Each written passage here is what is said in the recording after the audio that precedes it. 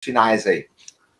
Então, quando a gente analisa um período histórico, a gente tem que deixar de lado o moralismo, a gente tem que entender o que é que ficou no passado e o que é que ficou para hoje. O que a gente discutiu hoje são coisas que chegaram até nós, são coisas que ajudaram a construir a nação brasileira que nós herdamos e que nós vivemos. São coisas importantes. Agora, se torturou não sei quem, perseguiu não sei quem, pode ter sido algo lamentável, triste, mas isso ficou no passado. Isso foi historicamente superado. O conflito lá com o Araguaia, lá, que o Geisel acabou com o Geisel acabou com o Araguaia. Né? Aquilo ali foi historicamente superado. O Estado brasileiro venceu os guerrilheiros, acabou. Mas isso ficou lá no passado. Né? Agora, toda essa obra de construção nacional, isso perdurou na história. Isso está até hoje. Então, o que a gente tem que levar mais em consideração? O que foi superado na história ou que permaneceu na estrutura do país? Eu penso que o que permaneceu na estrutura do país é muito mais significativo do ponto de vista histórico do que aquilo que já foi superado. Né? Quem vai tomar as dores? Quem vai tomar as dores do Marighella hoje? O Marighella já morreu, está lá no passado. Agora, Itaipu está aí até hoje. O Marighella ia morrer de qualquer jeito. Né? Agora, imagina se a gente não tivesse Itaipu, a gente nem estaria falando aqui agora. Né? Então, o que é mais importante? Um caso individual, uma subjetividade ferida ou toda uma estrutura brasileira? Eu vou dizer mais, apesar de isso, podem ter havido vários erros, pode ter havido abusos, concordo com tudo isso. Né? Em termos, vamos dizer, sei lá, humanitários, digamos assim. Mas é preciso colocar em contexto da época. É o que você falou, claro. O Estado brasileiro venceu uma guerrilha. Ponto. A guerrilha não estava lá para lutar pela democracia, como pretendem hoje fazer todo mundo crer. Exatamente. Né? E será que essa guerrilha teria capacidade de construir tudo isso que o Geisel construiu? Tudo bem, é uma pergunta contrafactual, mas eu acredito que não. Né? Eu acho que foi um período bastante positivo e muita coisa que temos hoje se deve àquele período. Né?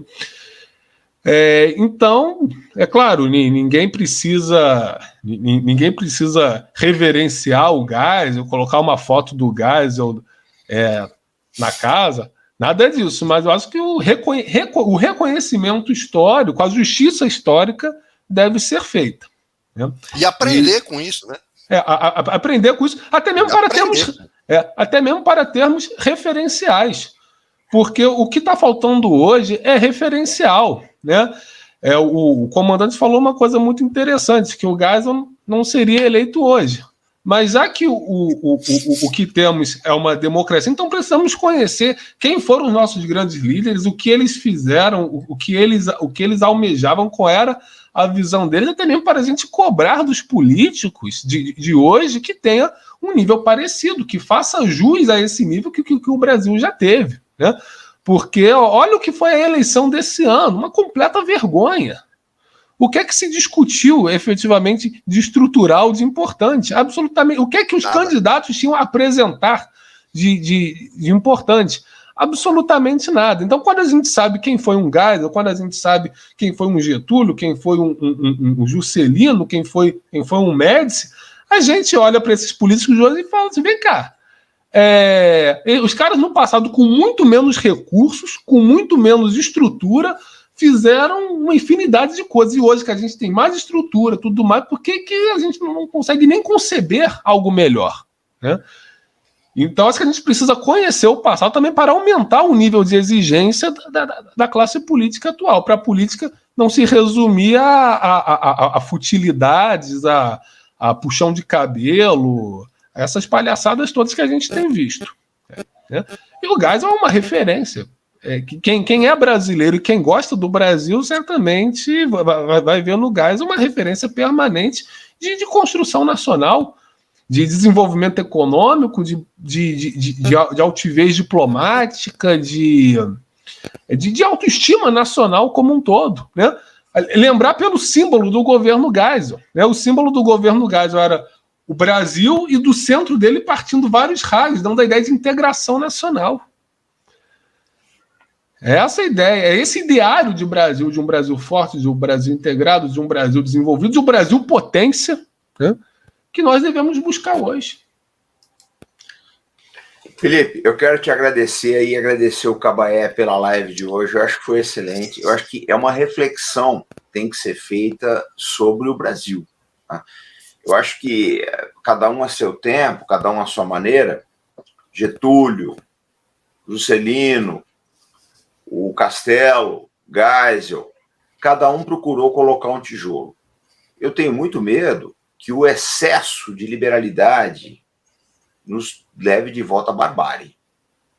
Isso eu não estou falando só no Brasil, não. Estou falando nos Estados Unidos, eu tenho recebido cenas, que eu acho que lá está pior que aqui. Na minha opinião, os Estados Unidos estão pior que o Brasil, mas isso é um caso para outra live.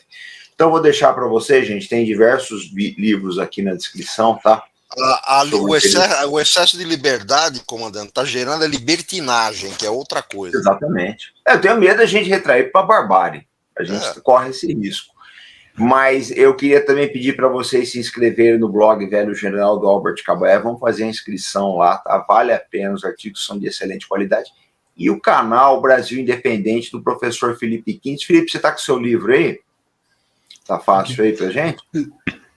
Sim, eu publiquei recentemente um livro chamado Desenvolvimento e Construção de Nações. Nesse momento aqui eu não estou. Se você me permitir, eu até vou lá pegar rapidinho. Pega aí que e depois eu coloco o link aqui na descrição. Tá? O Felipe vai mostrar o livro dele para a gente encerrar aqui a nossa live. Mas eu peço, gente, o seguinte, que vocês estudem a história do Brasil. Estudem. E não adianta querer comparar a história do Brasil e os acontecimentos de hoje. Eu falo assim, quando alguém começa com esse papo para mim, não, porque fulano era isso, era aquilo, eu já sei que eu estou diante de um imbecil. Porque você querer comparar, né, a mentalidade hoje de um Tomé de Souza da vida, que governou o Brasil 500 anos atrás, não dá para comparar. Eu não posso me comparar com o meu avô, ele viu o mundo de uma outra forma. Então, eu acho uma imbecilidade, esse revisionismo histórico é de uma imbecilidade.